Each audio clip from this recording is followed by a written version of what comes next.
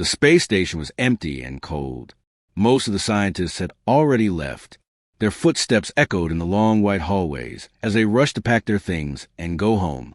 Commander Day 1 Park stood alone near a large window. He watched the transport ships leave one by one. They looked like small birds flying away from danger. Day 1 was an old soldier. He had fought in wars for 40 years. His face had lines and scars that told stories of battles and hard decisions. Now he was retired, but he still wore his military uniform out of habit. His dark eyes watched everything carefully, just like they always had. A scientist walked past him in a hurry. His name was Dr. Hyun-Woo Kim. He carried many data pads in his arms and looked frustrated. 20 years, the doctor muttered to himself. 20 years of work, all wasted. Those creatures are useless.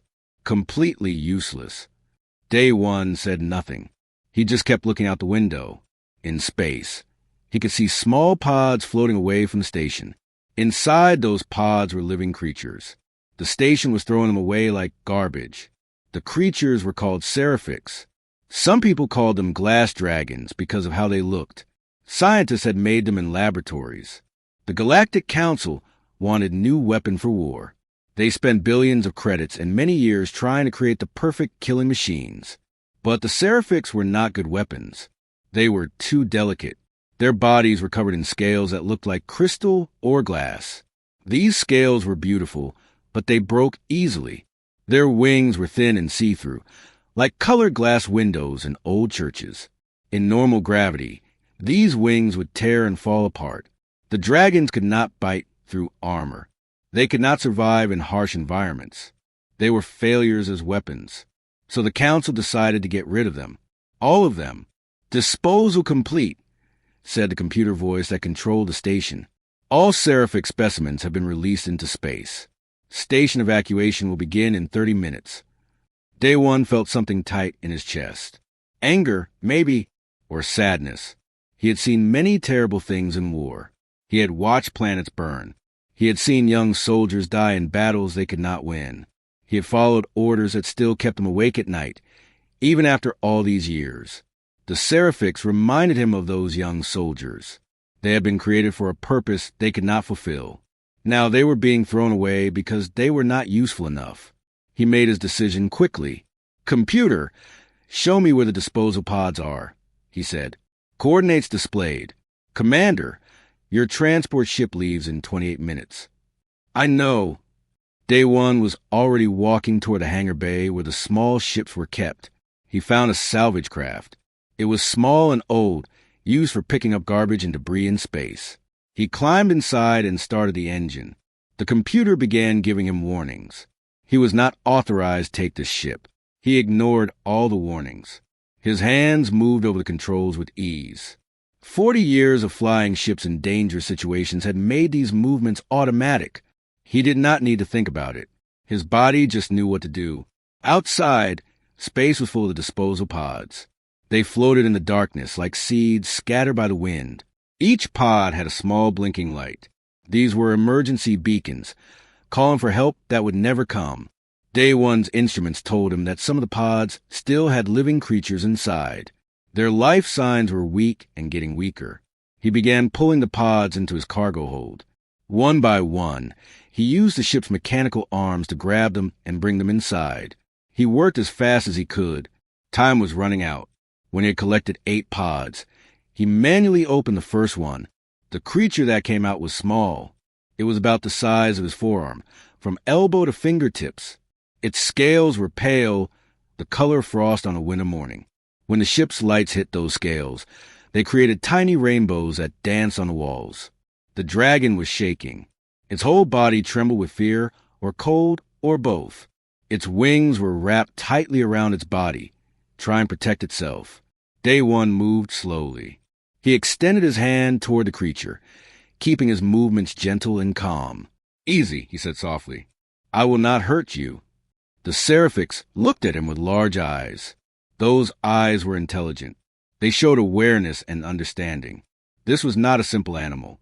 This was a thinking, feeling being. The dragon did not attack him. It did not try to run away. It just watched him, waiting to see what he would do. Day one looked at the clock. He had 12 minutes left. If he went back now, he could still make it to the evacuation fleet. He could go home with the others. He could write a report about the station closure and retire with full honors. No one would question him. No one would blame him. Instead, he opened the other 7 pods. 8 small dragons now filled his cargo hold. They huddled together in the corner, their scales creating a soft glow of mixed colors. They were scared and confused, but they were alive. Day one set a course away from the station. He flew in the opposite direction from the evacuation fleet. Immediately, his communication system exploded with noise. People were calling him, demanding answers. Angry voices filled his cockpit. "Commander Park, what are you doing? You have stolen council property." The voice belonged to Lieutenant Jae-sung Cho. He had been Day One second in command years ago. Now he sounded shocked and angry. "I am correcting a mistake," Day One said calmly. Then he turned off the communication system. He looked back at the cargo hold through the small window. The 8 Seraphics were still huddled together. Their scales glowed softly in the darkness. They looked so fragile and small. The galaxy had decided they were worthless.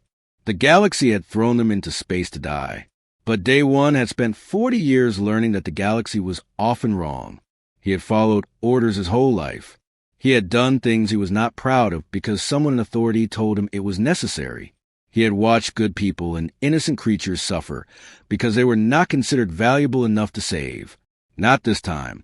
These creatures were not weapons. They were not tools.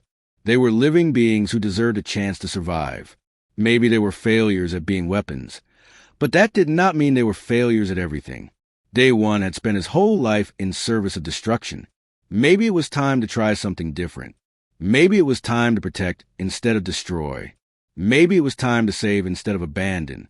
He set his course for Tail M5, a small frontier planet where he owned land. It was far from the Council's main territories. It was quiet and forgotten, a good place for someone who wanted to disappear. Now it would be a good place for 8 small dragons who the galaxy had decided were not worth saving.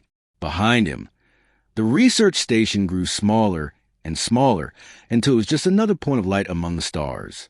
Ahead of him was unknown territory. He was now a thief in the eyes of the Galactic Council. He had stolen their property. They would probably send someone after him. But as he looked at the frightened creatures in his cargo hold, Day One felt something he had not felt in a very long time. He felt like he was doing the right thing. 3 months had passed since Day One rescued the 8 Seraphics from certain death. His quiet retirement home on Tail M5 had become something completely different. It was now a sanctuary, a safe place where fragile dragons could live and grow. The planet was perfect for them. Tail M5 had low gravity, much lower than most worlds where humans lived. The air was rich with oxygen. 2 suns warmed the surface during the day, and the nights were cool but never cold.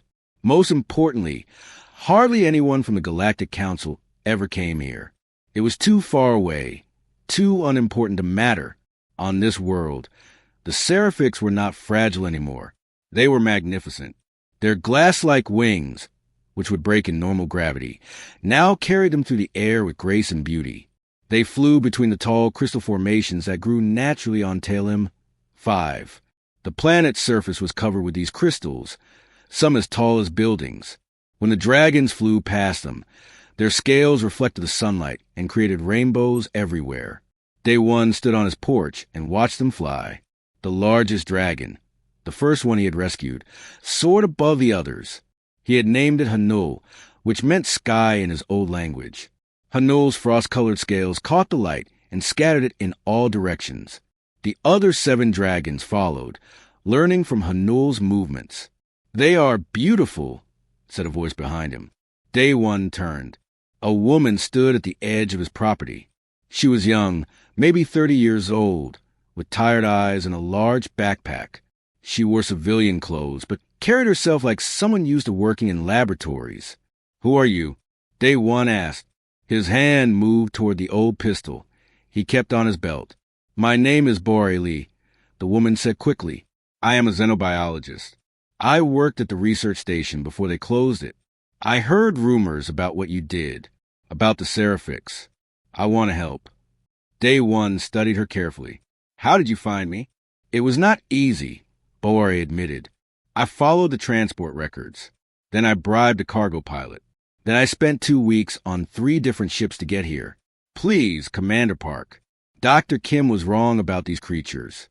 I tried to tell him, but he would not listen. Let me study them properly. Let me prove their worth. Day one was silent for a long moment. Then he stepped aside. Come in, but if you try to contact the council, I will know. Boare smiled with relief. I left the council the day they threw these creatures away. I want nothing to do with them anymore. Over the next few days, Boare set up her equipment in one of the empty buildings on Day one's property. She worked from dawn until late at night, observing the Seraphix, recording their behavior, taking measurements. Day one watched her work and slowly began to trust her. On the 5th day, she showed him something remarkable. Look at this, Boare said, pointing at her screen. The screen showed patterns of light and color. The Seraphix are communicating, not with sounds, but with their scales. Watch. On the screen, Day one could see one dragon's scales changing color. First blue, then green, then a flash of gold. Another dragon responded with its own pattern. Red, then purple, then white. They are talking to each other, Boare explained, excitement in her voice. Each color combination means something different. They have a language, a complex one. Day one leaned closer. The research station did not discover this. They never gave them the chance, Boare said bitterly. They kept them in separate cages, in high gravity. The Seraphix were too stressed and in too much pain to do anything but survive. Here they are free. Here they can show us what they really are. Days turned into weeks. Boare's discoveries continued to amaze them both. The Seraphix were not just communicating. They were teaching each other. The younger dragons learned hunting techniques from the older ones. They learned which plants on Talim 5 were safe to eat and which were poisonous. They learned to work together. One evening, Day one and Boare sat on the porch and watched the dragons perform what looked like a dance. All 8 of them flew in formation, their wings moving in perfect synchronization. Their scales pulsed with coordinated light patterns that painted the darkening sky. It is beautiful, Day one said quietly. But what does it mean? I think they are happy, Boare replied. I think this is how they celebrate. Or maybe how they remember. The patterns repeat, but with small changes each time, like a story being told over and over, with new details added. Hanul landed on the porch railing near Day one. The dragon's scales glowed with a soft, warm blue. It looked directly at him with those intelligent eyes. Do you think they understand that I saved them? Day one asked. I think they understand more than we realize, Boare said. That night, everything changed. Day one's old military communicator, which he had not used in months, suddenly activated. It was buried in a drawer inside his house, but its sound was loud and urgent. He dug it out and looked at the screen. The message was marked with the highest priority level. It came directly from Council Enforcement. Commander Park, we know where you are. We know what you took. Surrender the specimens within 48 hours or face arrest for theft and treason. A fleet is already on its way. Day one read the message twice. Then he showed it to Boare. Her face went pale. They found us. How did they find us? It does not matter how, Day one said calmly. What matters is what we do now. What can we do? You cannot fight the Council fleet. They will have ships, weapons, soldiers. Day one looked out at the crystal fields where the Seraphix were settling down for the night. Hanul was still on the railing, watching him. The dragon scales had changed to a deep, worried blue. Somehow, it seemed to understand that danger was coming. I did not survive 40 years of war by giving up when things got difficult, Day one said. He placed his hand gently on Hanul's head. The dragon scales were warm to the touch. These creatures are not property. They are not failed experiments. They are living beings who deserve to exist. I agree, Boare said, but that will not stop the Council. Then we will show them why they should stop. Day one's voice became harder, more like the military commander he used to be. We have 48 hours. We will use that time to prepare. Prepare for what? A battle? No, not a battle. Day one smiled slightly. A demonstration. The council thinks these creatures are weak and useless. We will prove them wrong. Boare looked at him with confusion and hope mixed together. What do you have in mind? The council measures everything by military strength, Day one explained. But strength comes in many forms. These dragons survived being thrown into space. They survived 3 months in a completely new environment. They learned to communicate, to cooperate, to thrive. That is strength. We just need to show it in a way the council will understand. Over the next 2 days, Day one and Boare worked without sleeping. They studied the crystal formations around the property. They mapped out the terrain. They reviewed Boare's research on the Seraphix's abilities. They made plans. The Seraphix seemed to sense the urgency. They stayed close to the compound. Hanul rarely left Day one's side. The other dragons watched the sky more carefully, as if they knew something was coming. On the morning of the second day, Boare looked exhausted but determined. "This is crazy," she said. "You know that, right? We are 2 people and 8 small dragons against a council enforcement fleet. I have faced worse odds," Day one replied. "And survived?" "Obviously." He smiled. "I am still here." A ship appeared in the sky that afternoon. It was large and dark against the blue. Then another appeared, and another. Soon there were 6 ships circling above them, like predatory birds waiting to strike. Day one's communicator buzzed. A voice came through, formal and cold. "Commander Park, this is Captain Young Soo Han of Council Enforcement. You have been ordered to surrender the stolen specimens immediately. Do not make this harder than it needs to be." Day one recognized the name. Young Soo Han. They had served together decades ago during a terrible war. They had been friends once. He picked up the communicator and spoke calmly. "Hello, Young Soo. It has been a long time." There was a pause. Then the voice came back, slightly less formal. "Day one, I hope the rumors were not true. Why did you do this?" "Because it was right." Day one answered simply. "Right? You stole council property. You disappeared for 3 months. And now you refuse to return what you took. I did not steal property. I saved lives." Day one looked at Hanul, who sat beside him with scales glowing bright blue. "Come down here, Young Soo. Come see what these creatures really are. Then tell me I was wrong to save them." Another long pause. "You know I cannot do that," Young Soo finally said. "I have my orders. And I have my conscience," Day one replied. "Let us see which one matters more." The Council Enforcement Fleet remained in orbit above Tail M5. 6 large ships circled slowly like metal sharks waiting to attack. Inside his compound, Day one watched them on his monitors. Boare stood beside him, her face worried but determined. Outside, the 8 Seraphix flew in agitated circles around the buildings. Their scales flickered with nervous colors, mostly dark reds and oranges. Captain Young Soo Han's voice came through the communicator again. He sounded tired and frustrated. "Day one, I am giving you one last chance. My soldiers are preparing to land. We will take the specimens by force if necessary. Please do not make me do this." Day one picked up the communicator. "When did you start following orders you knew were wrong, Young Soo?" There was silence on the other end. Day one continued speaking. "You remember the Vorton campaign. You were there with me. We were ordered to leave those refugees behind. Thousands of innocent people. We followed our orders and left them to die. Following orders did not make it right then. It does not make it right now."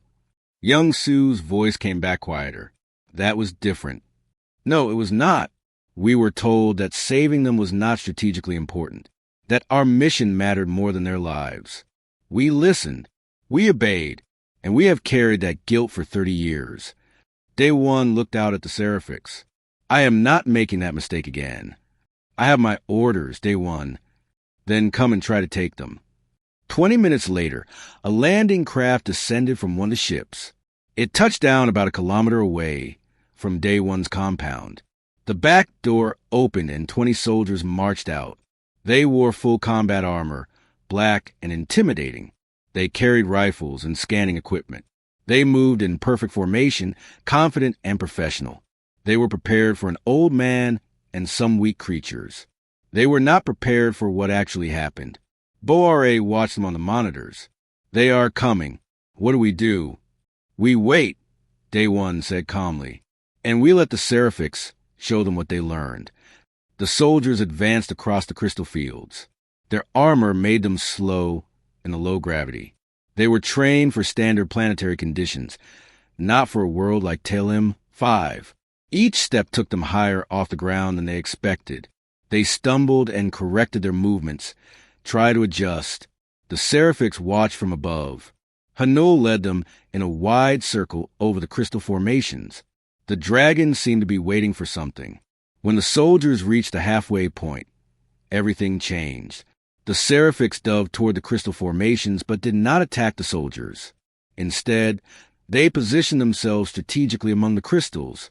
The two sons of Telem 5 hit their scales, and suddenly the entire field erupted with reflected light.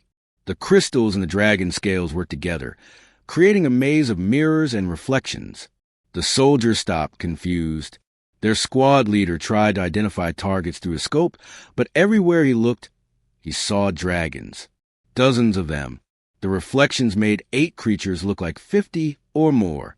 Contact! Multiple targets! One soldier shouted.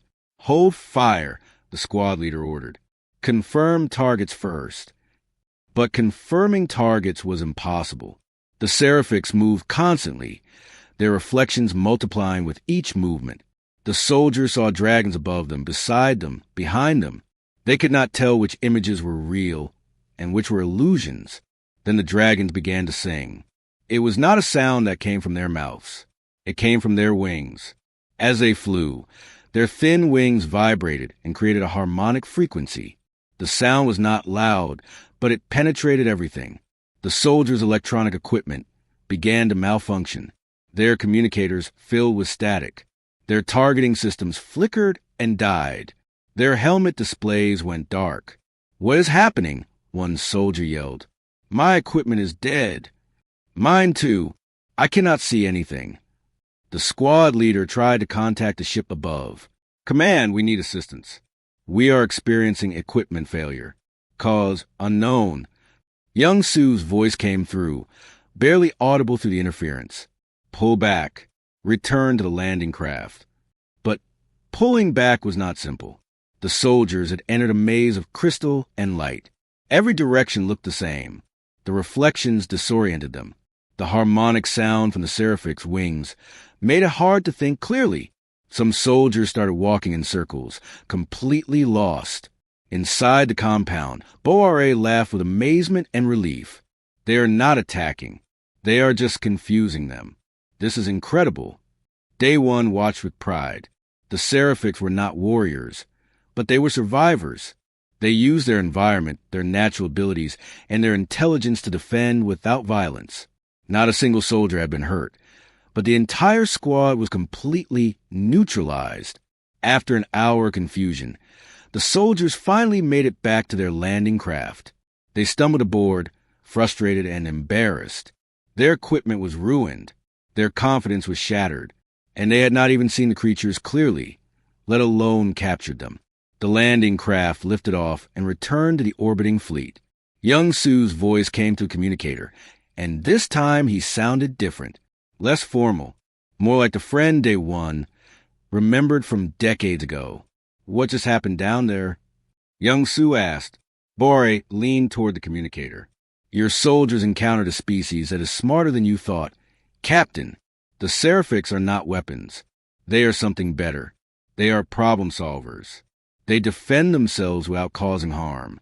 My science officer is analyzing the data from the failed mission. Young Su said slowly. The readings we got from those creatures do not match the Council's reports. Not even close. What did you discover here, Day One? The truth, Day One replied. The Council asked the wrong question. They wanted to know if the Seraphics could kill. They should have asked if the Seraphics could think. There was a long silence from the ship above. Then Young Su spoke again. I need to come down there. Just me. No weapons. No recording devices.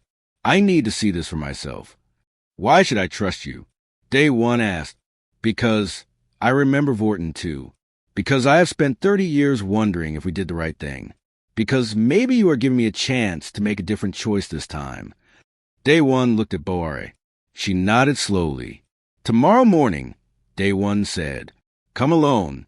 If you bring anyone else, this conversation is over. Understood. That night, Day one could not sleep. He sat on his porch while the Seraphics settled around the compound in a protective circle. They seemed to know that danger had not passed. Hanul stayed closest to him, its scales glowing with a soft, watchful blue color. Boare came out and sat beside him. She wrapped a blanket around her shoulders against the cool night air. Do you think you will come alone? She asked. Yes. Young Su is many things, but he is not a liar. What if he sees everything and still decides to arrest you? Then I will deal with that when it happens. Day one reached out and gently touched Hanul's head. The dragon made a soft, humming sound. I spent 40 years destroying things, Boare, fighting wars, following orders, watching people die. These creatures are first thing in a long time that feels worth protecting. They are more than you think, Boare said quietly. My research shows they're developing faster than any species I have studied. 3 months ago, they could barely communicate. Now they have a complex language. They solve problems together. They show compassion for each other. If we give them time, if we let them grow, I think they can become something truly remarkable. The Council will not give them that time, not willingly. Then we have to make them understand. Boare looked up at the stars where the fleet waited in orbit. Tomorrow, when Young Su comes, we have to show him everything. Make him see what we see. He was your friend once. Maybe he can be again. Dawn came slowly to tail him. 5. The two suns rose one after the other, painting the sky in shades of orange and pink. Day one stood in the crystal field between his compound and where the soldiers had landed yesterday. He was alone and unarmed, just as he had promised. A small shuttle descended from the fleet. It landed gently, and only one person emerged. Captain Young Suhan walked across the field toward Day one. He wore a simple uniform with no weapons visible. His face was older than Day one remembered, marked by years of service and hard decisions. They met in the middle of the crystal field. Two old soldiers who had fought together long ago, now standing on opposite sides. You look well, Young Su said. Retirement seems to suit you. You look tired. Day one replied honestly. The Council is working you too hard. Young Su smiled slightly. Maybe, or maybe I am just getting old. He looked around at the crystal formations, at the compound in the distance, at the sky where the Seraphics were beginning their morning flight. This is a beautiful place. It is home now, for you and for them. Young Su watched the dragons fly. Even from a distance, their grace and beauty were obvious. Show me, Day one. Show me what you found here. Help me understand why you threw away everything for these creatures. Day one nodded. Follow me, but leave any recording devices here. What I am about to show you needs to stay between us. For now, Young Su hesitated, then reached into his pocket and pulled out a small device. He placed it on a nearby rock. Lead the way. As they walked toward the compound, Hanul flew down and landed on Day one's shoulder. The dragon scale shifted from blue to a curious green color as it studied Young Su. Young Su stopped walking. He stared at the creature with wonder. It is beautiful. It is more than beautiful, Day one said. It is alive. It is intelligent. And it deserves a chance to exist. Young Su followed Day one through the crystal fields toward the compound. Hanul remained perched on Day one's shoulder, watching the visiting captain with curious green eyes. The other 7 Seraphics circled overhead, maintaining a careful distance but never leaving sight. They are protecting you, Young Su observed. We protect each other, Day one corrected. That is what families do. They reached the research building where Boare was waiting. She looked nervous but stood her ground as they entered.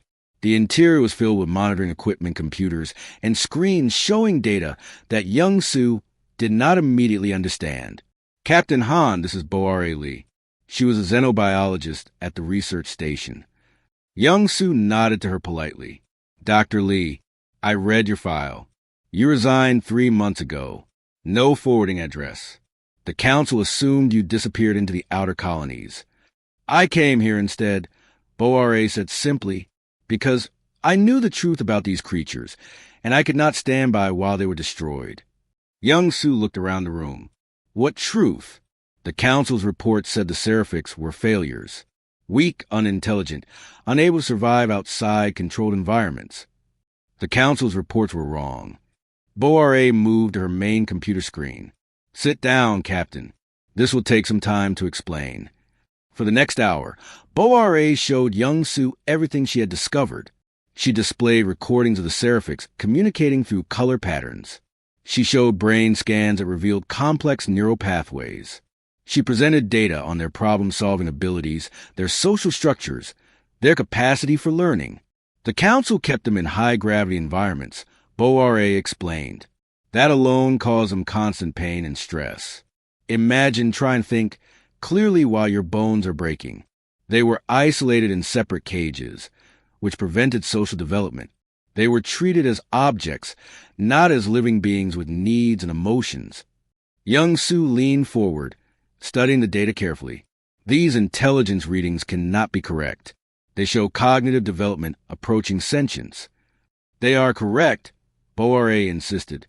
In the 3 months since Commander Park brought them here, they have grown exponentially, not physically, but mentally and socially. They learn from each other. They teach their young. They create art. Art. Young Su looked skeptical. Day One gestured toward the window. Watch. This happens every evening. The sun was beginning to set. Outside, all 8 Seraphics gathered in the open area near the compound. They arranged themselves in a circle and began to fly in a coordinated pattern. Their wings moved in perfect synchronization. Their scales pulsed with light in rhythmic waves, creating patterns that were undeniably intentional and beautiful. Young Su stood and walked to the window.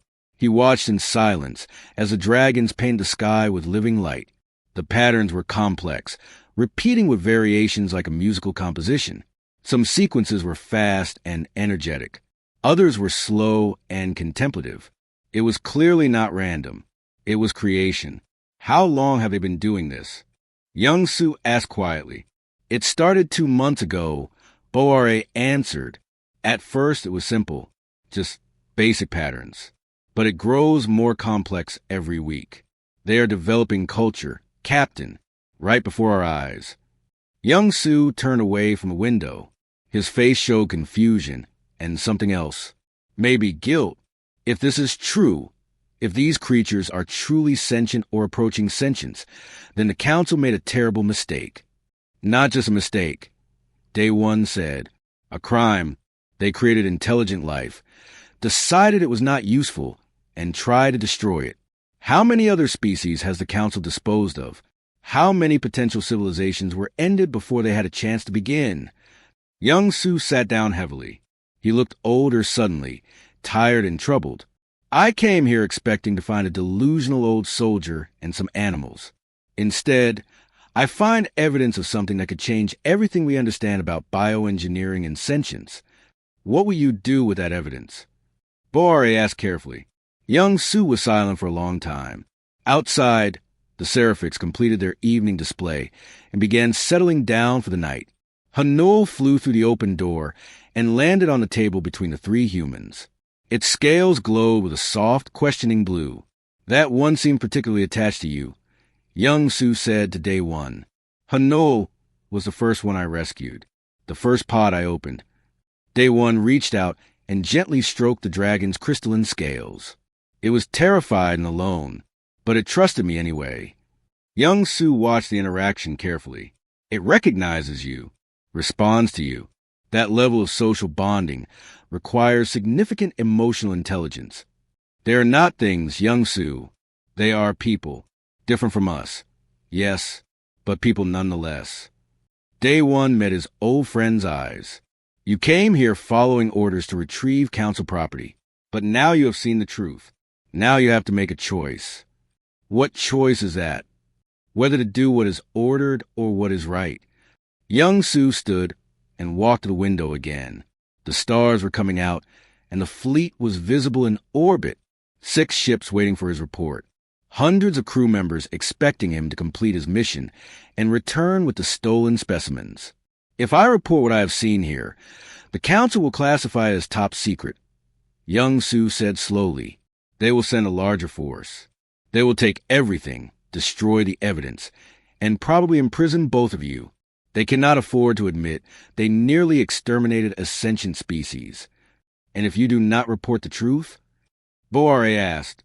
Young Su turned to face them. Then I am choosing to end my career. To become a traitor in the eyes of the institution I have served for 35 years. To throw away everything I have worked for.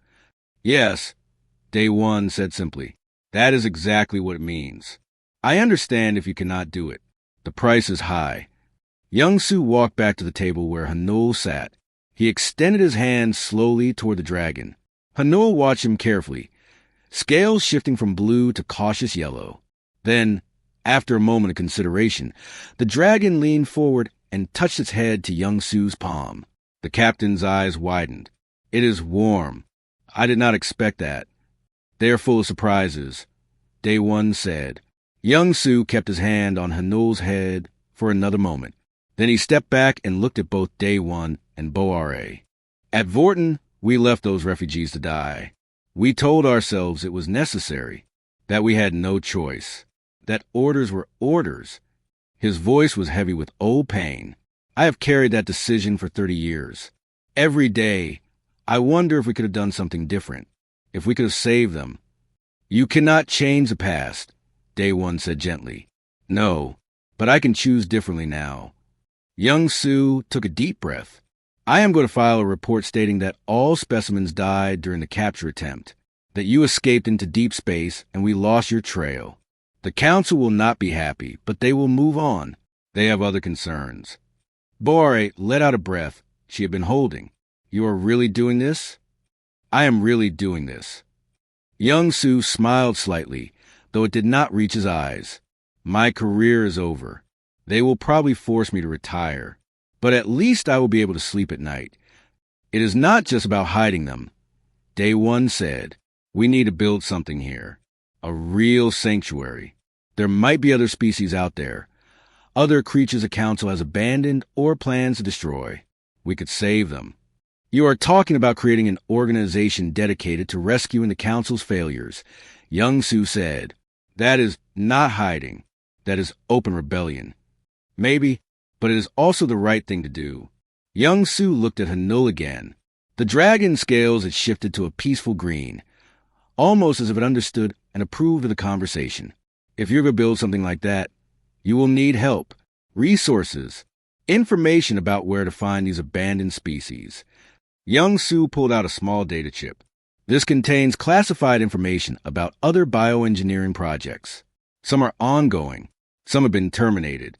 All of them involve living creatures. Day One took the chip carefully. You are giving us state secrets. I am giving you the tools to save lives. What you do with them is your choice. Young Su moved toward the door. I need to return to my ship and file my false report. After that, I cannot protect you. If the Council discovers the truth, you will be on your own. We have been on our own from beginning. Boare said, not anymore. Young Su paused at the door. Give me 3 months. Let me retire quietly and settle my affairs. Then I will come back here. If you will have me, I would like to help with your sanctuary. Day One stood and extended his hand. Young Su took it, and they shook hands like the old friends they used to be. 3 months, Day One agreed. We will be here. Young Su left, walking back across the crystal fields to his waiting shuttle. Day One and Boare watched from the porch as the small craft lifted off and returned to the fleet above. Do you think it will really come back? Boare asked. Yes. He needs this as much as we do. Maybe more. Day One looked at the data chip in his hand. And he just gave us something precious. Hope, not just for the Seraphics, but for all the others out there waiting to be saved. Hanul landed on the porch railing beside them. Its scales glowed with bright, optimistic gold. The other 7 dragons settled around the compound, forming their protective circle. Tomorrow, the fleet would leave. Tomorrow, they would begin planning their next steps. Tomorrow, the real work would begin. But tonight, they had won something important. Not a battle, but something better. They had changed their mind. They had shown the truth. And they had gained an ally who understood the cost of doing what was right. 6 months had passed since Captain Young Suhan filed his false report, and the enforcement fleet left Tail M5. The small compound that had been Day One's quiet retirement home was now something much larger. Buildings had been added. Landing pads had been constructed. More people had arrived, each bringing their own stories of disillusionment with the Galactic Council. The Seraphix population had grown too, not through breeding yet, but through rescue.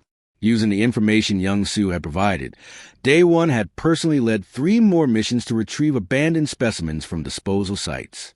23 Seraphix now lived on Tail M5. They flew in groups across the crystal fields, their scales creating constant rainbows in the double sunlight. Day One stood on the expanded porch of the main building and watched the morning activities. Bo-Ra was teaching a class to 5 new researchers who had arrived last week. Young Su, true to his word, had returned after his retirement and now managed logistics and security. Other people moved between buildings, each focused on their tasks. A woman named Min Young approached him. She had arrived 2 months ago with 3 specimens of something called luminar moths. These were creatures designed for deep space navigation but rejected because they showed too much empathy and refused to abandon damaged ships. Commander Park, the moths are adapting well, Min Young reported. They seem to communicate with the Seraphix, different languages, but somehow they understand each other. Life finds a way to connect, Day One said, even when we think it should not be possible. Another arrival had been Sung Ho, a data specialist who brought information about 17 other terminated bioengineering projects. He had risked his life copying classified files and smuggling them out of council facilities. Now he worked day and night cataloging which species might still be saved and which were already lost. Hei-Won was a former council engineer who designed containment systems. She had quit after seeing too many intelligent creatures kept in conditions that slowly killed them. Now she used her skills to create habitats that let rescued species thrive instead of merely survive. The sanctuary was becoming more than just a hiding place. It was becoming a movement. Word spread through secret channels.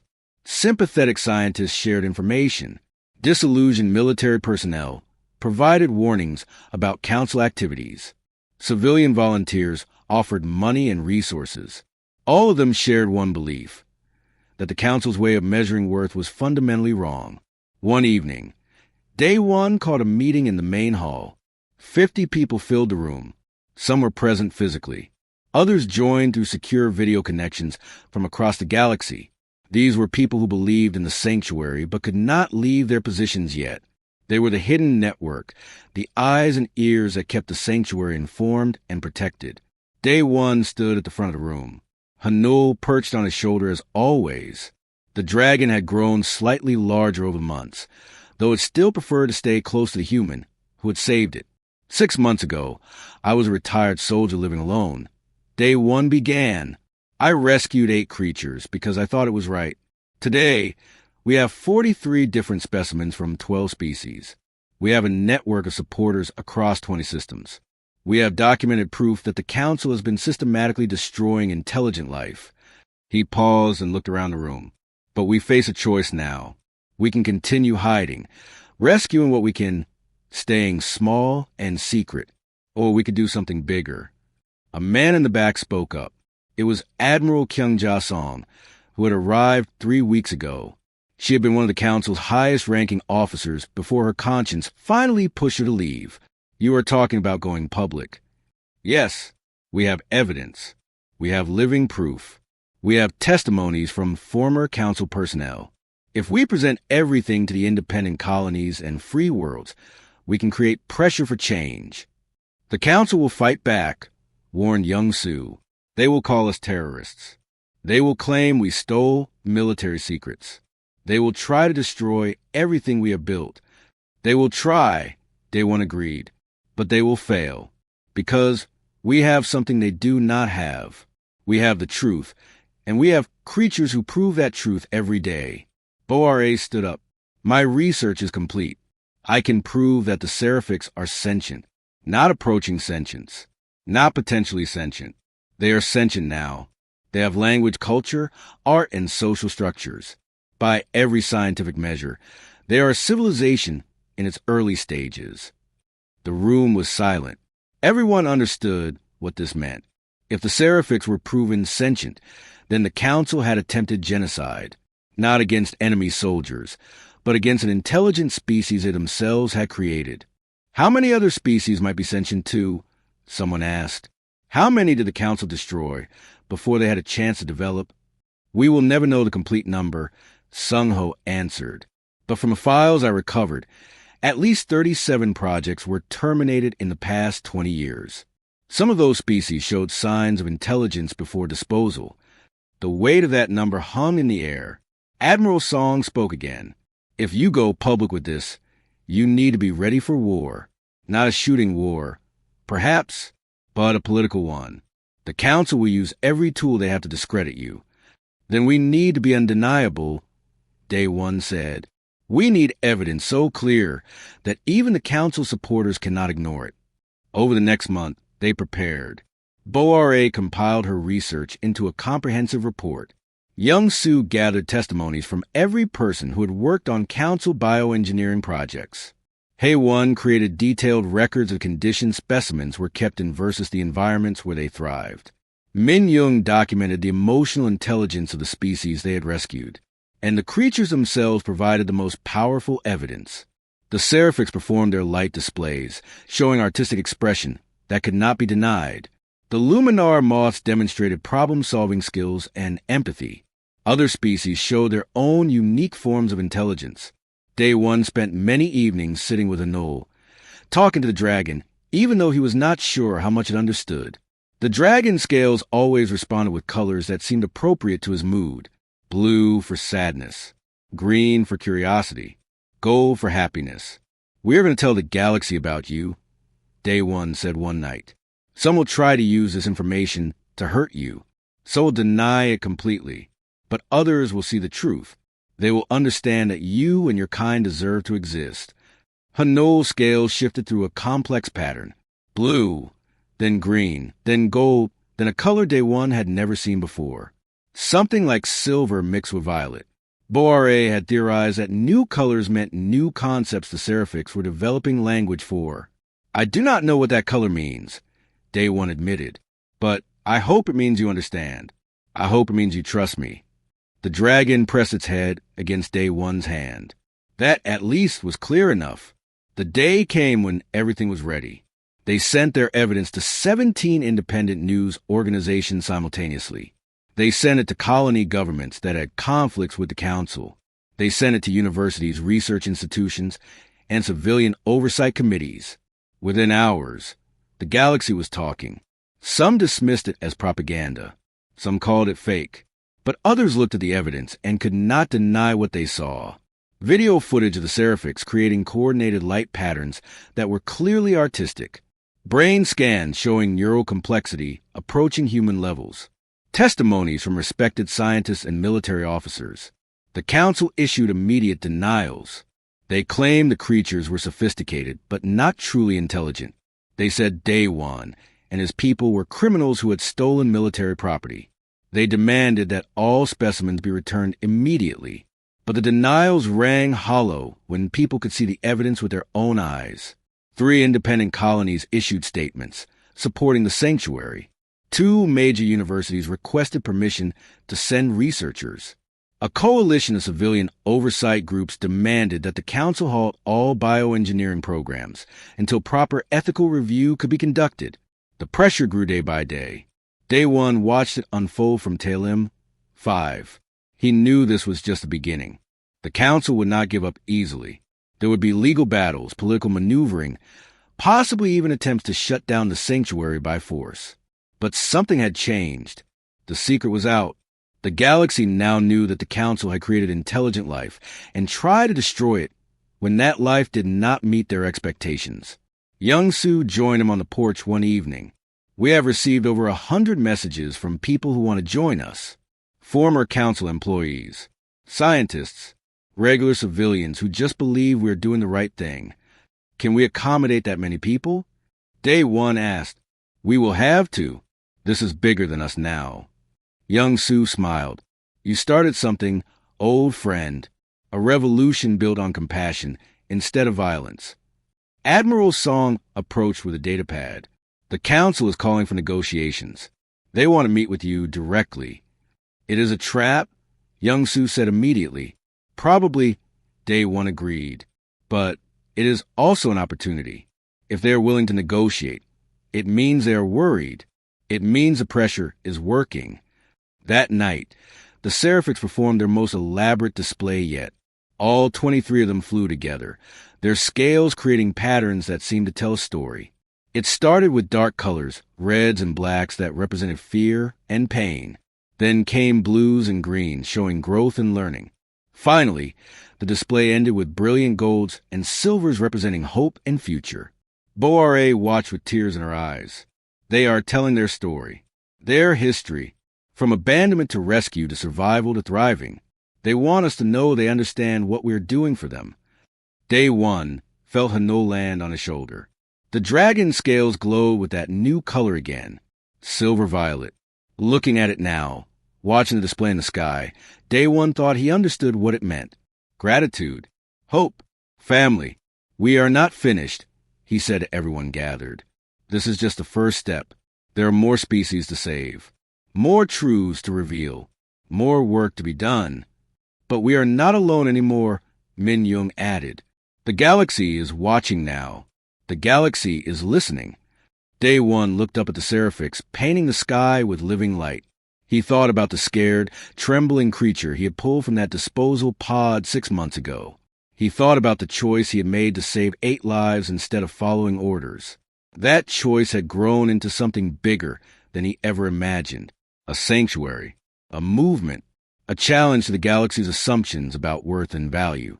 The council had thrown away their fragile dragons, declaring them failures. One human veteran had seen their worth, and in seeing that worth, in choosing protect rather than abandon, he had started something that would change how the galaxy understood strength, intelligence, and the value of life itself. The revolution was not won yet, but it had begun, and it began with light.